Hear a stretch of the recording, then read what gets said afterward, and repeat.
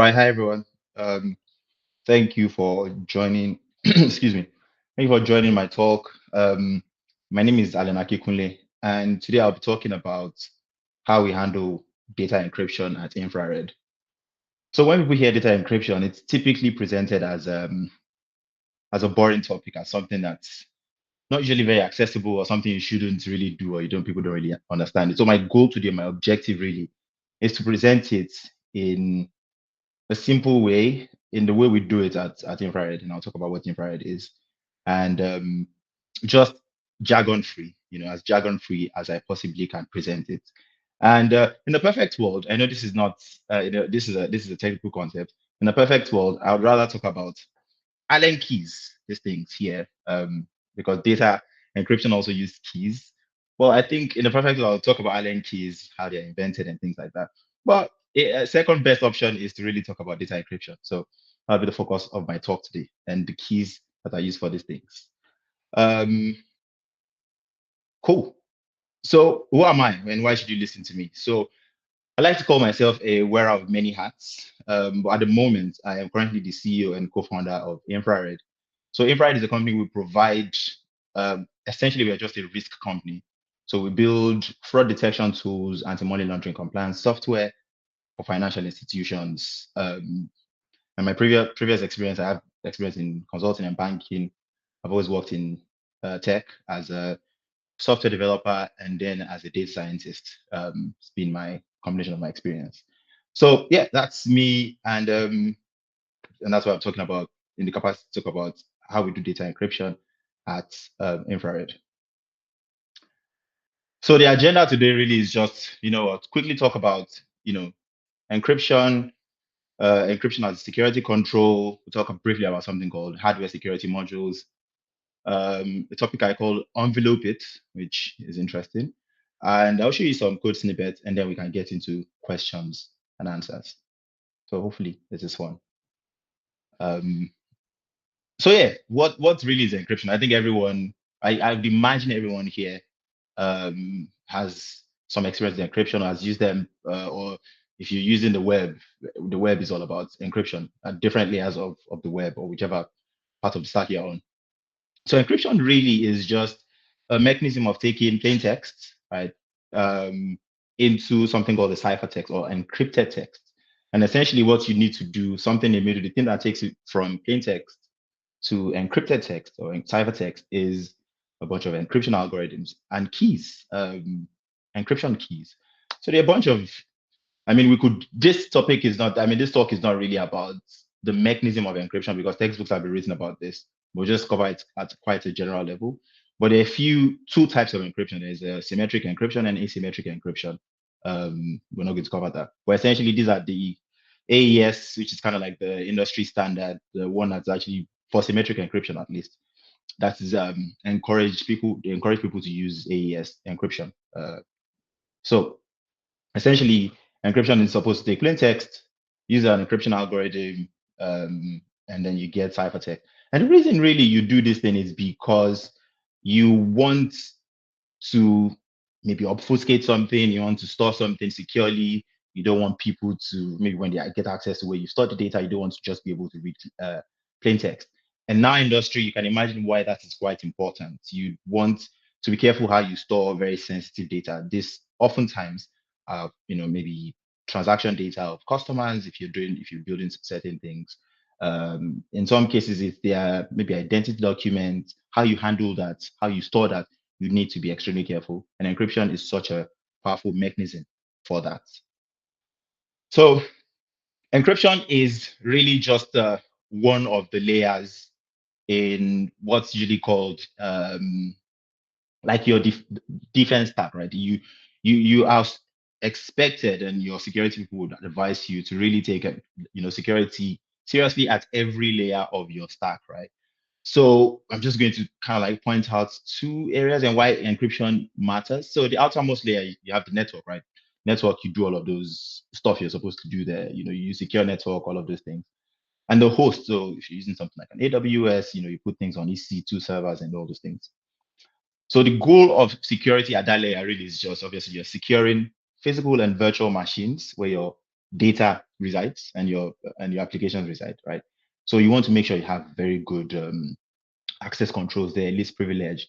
You don't want people that don't need access to certain things to have access to it. You have endpoint detection and response, all those things, right? So at that layer, you do all of that stuff, right? You also have your application layer, things like authentication tokens, all of that stuff. When you're building web applications, you're supposed to add there.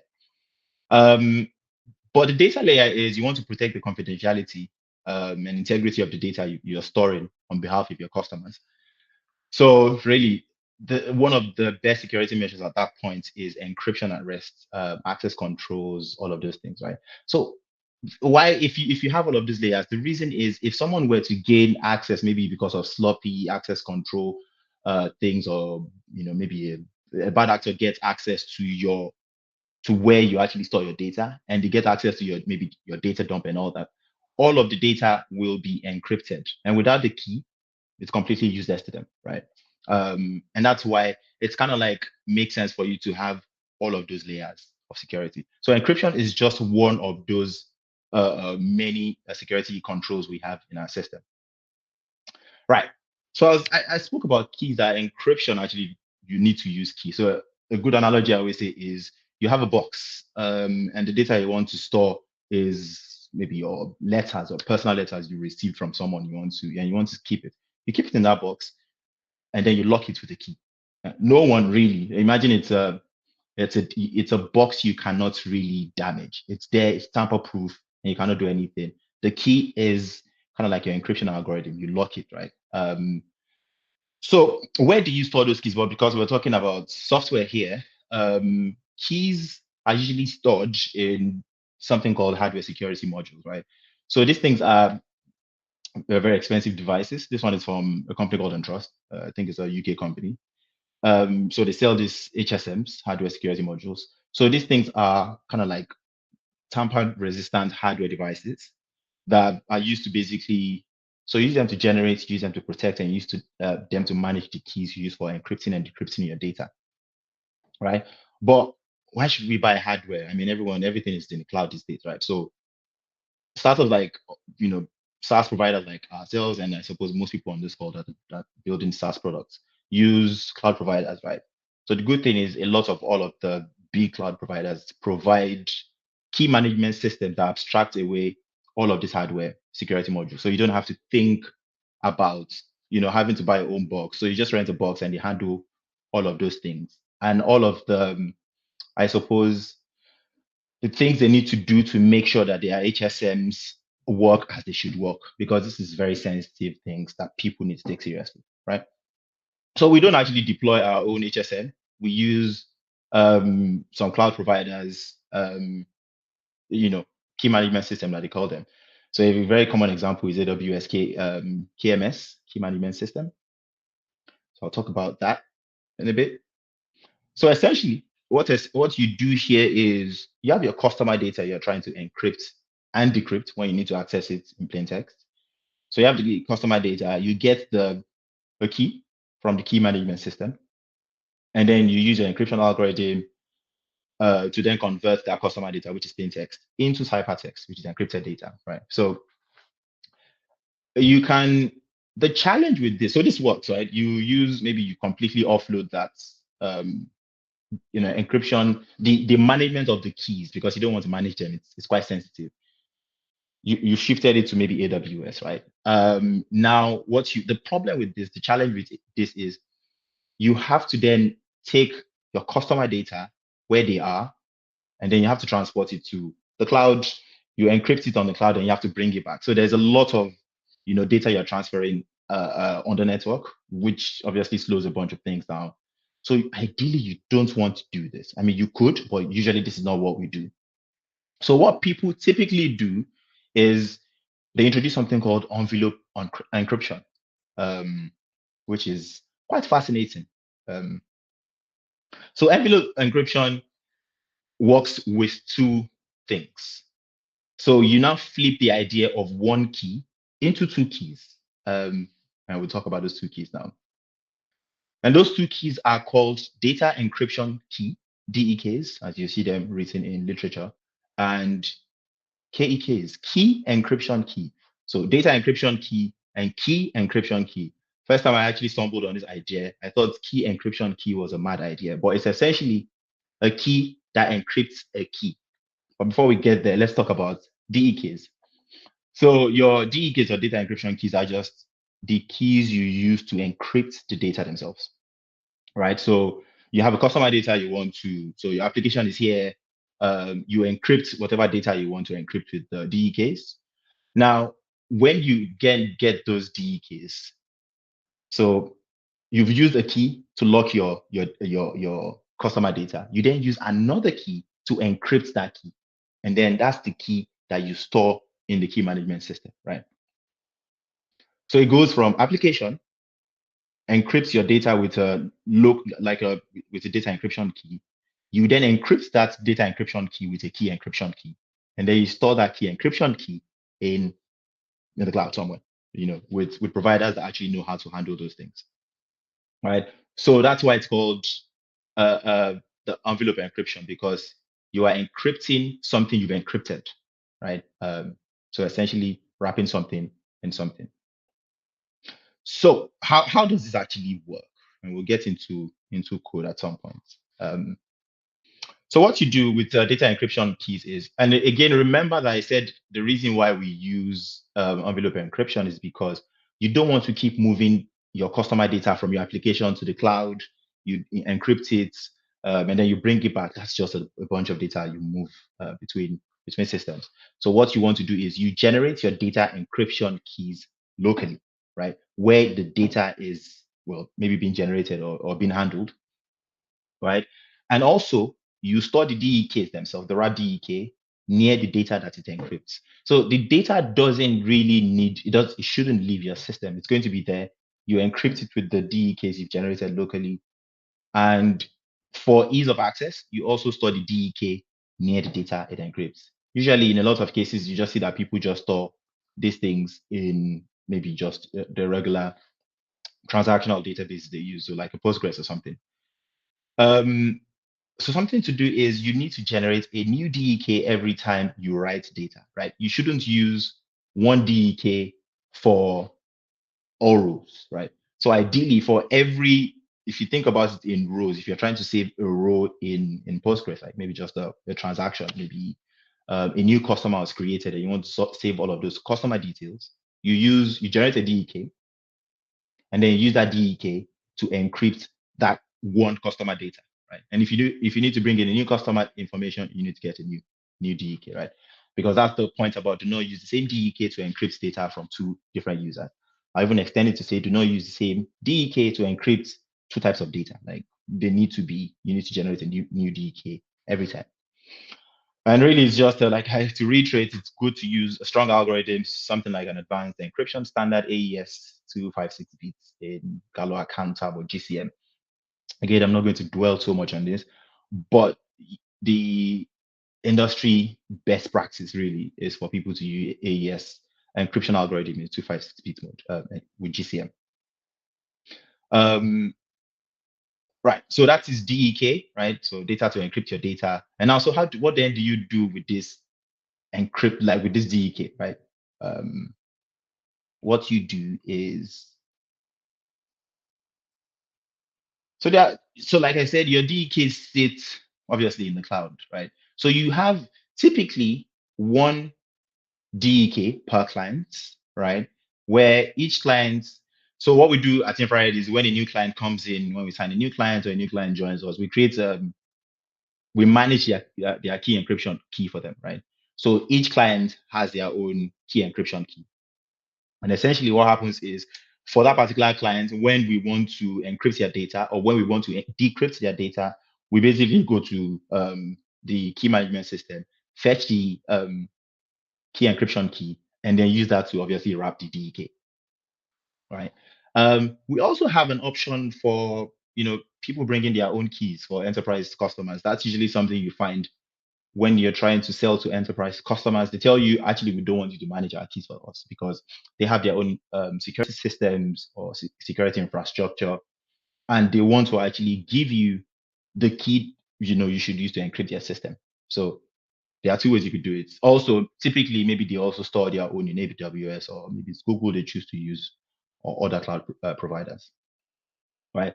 So again, to reiterate before we continue, you have your DEK, you have a KEK. The KEK is to encrypt the DEK, and the DEK encrypts the data.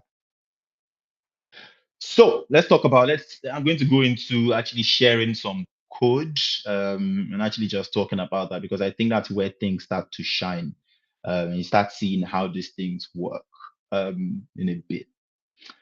Now, so I provided, if you see, I have boxes around each of these things. This is very simplified code. I've taken out a lot of things, but this is kind of like from our code base also. Essentially, the first box is you have something like you get the active key EK for the tenant or for the customer, right? So, like I said, every customer they have their own KEK that we store in AWS key management system. So you get the active KEK, and the reason there is active KEK is because we also have, it's possible to rotate a key KEK, a key encryption key. Maybe imagine there was a breach, or you just feel like, yeah, it's good practice to also rotate things every so often. So you want to get which of all of the KEKs is the active one. And then so that's the first one, you get the active KEK, and that's the KEK that will then be used to obviously, wrap the DEK. Now, the second box is where we then actually create the data encryption key, right? And you see it there that essentially we use a range.reader, which is the thing about, so this is Go. I should point out, and I'm sure most people recognize it, but for people that don't recognize it, this is Go. And Go has incredible crypto standard library that they do a lot of impressive work around that part. So we use one of the methods there to actually just generate a local DK, right? Which is random and it's cryptographically safe. And then the third box, you see that we actually then use something called a key wrapper wrap DK to wrap the DK we created in the second box, right? So that is kind of like that first flow done. So we've created the DK, we've wrapped the DK, but we haven't then used obviously the DK we've created to encrypt the data itself. That is in the next slide, which I'm about to share. So here is essentially, like I said, this is where we specify the algorithm to use. And if you look at this, we are using AES 256. And this is just the way to specify it in Go. You create a new cipher or a new algorithm. You say cipher because it sounds smart. But you create AES, you do all of those things you need to do. You create nonces, all of that stuff. And essentially, this is just specifying the algorithm we want to use to encrypt the data, right? So, and then you move to the next one, which is where we then use the algorithm to seal the text. So if you look at the argument supplied to this seal method, you have, the second one is the one you should have to pay attention to. The nonce, which is kind of like some randomness you add to this and things like that. And you see that we actually pass the plain text to this. And you have something called an AAD, which is additional data. You can add it into your cipher text, into your plain text to make sure that it is safe from some type of I suppose vulnerabilities you're trying to protect against, right? So when you do this, essentially what you're then doing here is, if you look at what we return a bunch of things. The version of the blob, the algorithm we use, we store the KK type, the KK ARN, and again, we use ARN here because most things are stored in AWS. The KK version, we store the ciphertext and we store the wrapped DEK, which is the version of DEK that has been wrapped with the KK. And the reason we store all of these things is during decryption, when we get the KEK from the cloud, we check against all of these values to make sure that things haven't been tampered with, or if we're using the right type of KEK version. Because if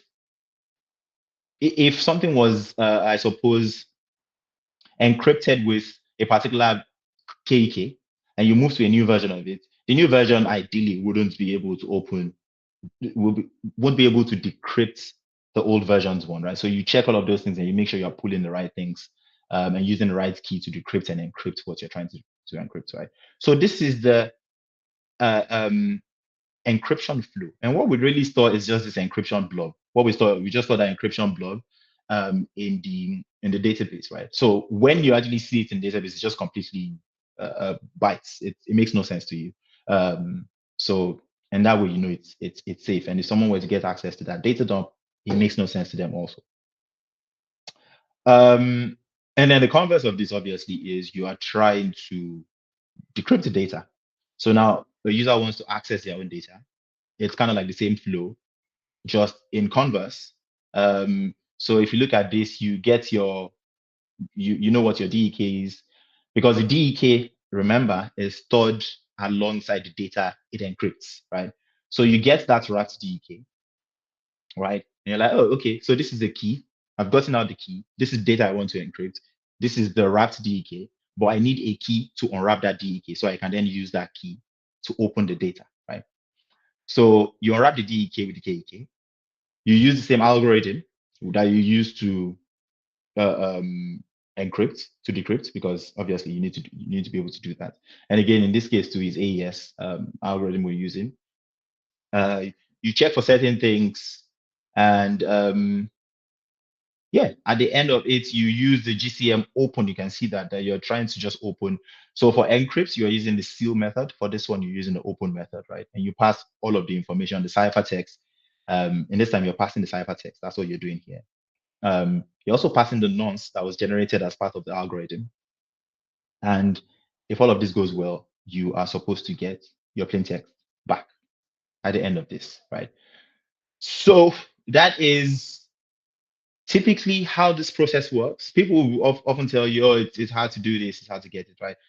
But a lot of times what you find, I think it's something I've learned in my career so far, is typically when people tell you, oh, don't do this, it's too hard, it's just because it's hard, yes, but essentially you can figure it out. And obviously you also need to make sure you have security people auditing these things, because these are things you want to make sure you get right. So you want to do it right, right? So that is essentially the process. To reiterate before we start taking questions: customer data, local DEKs, wrap those DEKs with a KEK, then use your DEK to wrap your data, save the encrypted data or ciphertext in your database. And when you need to decrypt it, you fetch that data from the database, get the KEK, use that KEK to unwrap the DEK that was wrapped, and then use that unwrapped DEK to decrypt your data set, and then you have plain text back. It's pretty simple. It's a very well understood process, and that is how really we handle um, encryption at InfraRed, and to ensure that the security of our data and of our clients is guaranteed. And that's me talking about encryption. I'm happy I was on time. So we have time, I suppose, for questions, as many as we have before um, before the session ends. Yeah. Thank you, Alan. I'm going to read out some of the questions we have. Perfect. Yeah. So someone says, what's your take on post-quantum encryption and the future of security? I knew someone was going to ask me that question. Um, I mean, I don't think, to be fair, I'm going to be honest with you, I haven't really invested much much into learning about quantum computing and how things are going to break. I mean, it said that even with quantum computing, if they were to become a reality and you can use them to decrypt all of these things, it's still going to take you a very, very, very, very long time to break your AES. If you use something like an AES 256 in GCM mode, it will take you a very long time to still decrypt it. Now, I imagine, as anything, it has very severe security implications if we now have if people, maybe even governments, maybe even malicious governments, now have access to computing powers that allow you to decrypt the strongest encryption algorithms we've come up with. It has significant security challenges. So I imagine, right, you have a lot of people, I know there are people researching how to maybe come up with even better methods of these encryption algorithms. And it would mean, developers like ourselves or technical people having to go into the code and fixing things and maybe upgrading to better algorithms and migrating. But I imagine it's going to be when you have adversarial people come into systems like that, you also have people working against those adversaries, right? And it's always a tension. You always have people trying to break these encryption algorithms and people trying to push the envelope forward. Um, yeah, I don't know if I answered that question. But yeah, those are my thoughts on that front. Thank you, Alan. So I'll read out the next question. Umar says, does the envelope encryption not introduce a single point of failure, as the keys need to be fetched from a central system? What ways do you think this can be minimized? It does. It does. I mean, that's always a challenge when you are relying on these things. I mean, it does introduce a single point of failure. So what you could do, I mean, a bunch of ways you could do it is, so keep in mind that so if you have, if the primary provider you're using is so the primary provider you're using is AWS and AWS is down, you are screwed. Simply put, pardon my language, but you are just in trouble, right? It does introduce a single source of failure, right? But ideally, we haven't actually really had any problems on that front, because if AWS key management system is down, then it means that you know almost everyone. I mean, it happened which day where half of the internet was down, right? But it does introduce a single source of failure, right? But one thing you could, I suppose, also do is perhaps have. I'm thinking on the fly here, by the way, because we've thought about it and we've actually not. It's not something we've thought is such a big problem now that we need to start building, maybe how do I call it, disaster prevention things for, and just recovery things. But I suppose one thing you could have is, like I said, you could have multiple versions of a KEK. But then the challenge with that is, if you use one KEK to encrypt data and it is stored somewhere that is down, you can't get access to that KEK, and it means that you can also get access to the data that's decrypted. So it does introduce a single point of failure. And maybe next time when I come to talk on this if I have the opportunity to talk here again, it will be, how to think of that and how to mitigate that single source point of failure. But yes, that's a brilliant question. It definitely does introduce that single point of failure. And you just pray to the gods of the cloud to be favorable to you, really, for now.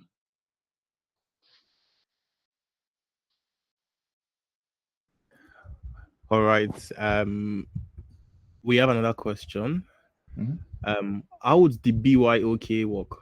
What are the measures taken into consideration to safely send keys over from clients? Is it done physically or over the internet? It's done over the internet. So typically, the experience is people also manage it in cloud providers, right? And they give you access, like all of those things you do. If you're familiar with AWS, they'll use IAM policies to basically give you access to that uh, uh, um, to their own keys, right? So they'll just give you the ARN, right? And in the policy they've set up for those ARNs, they will have given you your own organization access to those ARNs and the things you can do with that resource. So it will include things like calling it, being able to decrypt and encrypt data with it. So it's never done. We don't have access to that. We just have access to be able to call it and use it to encrypt and decrypt data. It just doesn't sit on our own system. So it's important to say that none of these things. So I mentioned the hardware security module here. It is what actually runs on the cloud provider system. We don't deal with anything physical, right? It's just that this is usually where the key encryption keys you use for your own data is stored. So AWS, the Googles, all of those people will have devices like this, bigger sizes, of course. Um, so we don't deal with anything physical. Everything is managed on the server side.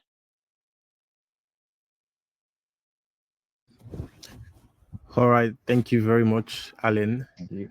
Um, we don't have any more questions. Perfect.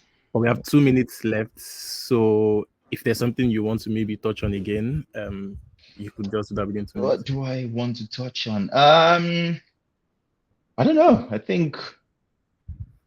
I mean, speak to me. I suppose if you're interested in this topic or generally about the topic of artificial intelligence, machine learning, and how we use it within this risk space, so anti-money laundering compliance, fraud detection, and if you think you are a very solid Golang developer who is interested in AI and you think you know what you're doing, please send me a DM on Twitter. And we just love to speak to people, and we're always looking for. We're a very small team, so we're looking for people that we think will really help us on our journey. So if you think you're that person, our stack is Go, we use Postgres, Redis. What else do we use? We use Python for ML services. So we build custom ML models. So if you're interested in that, we also use large language models for some very interesting things, but it's completely unexposed to the user. It's just for our own internal processes. Please talk to me on Twitter. You find me yapping there. Well, it's been an honor speaking to people, and yeah, thanks. Yeah, thank you very much, Alan, for this session. It was such an insightful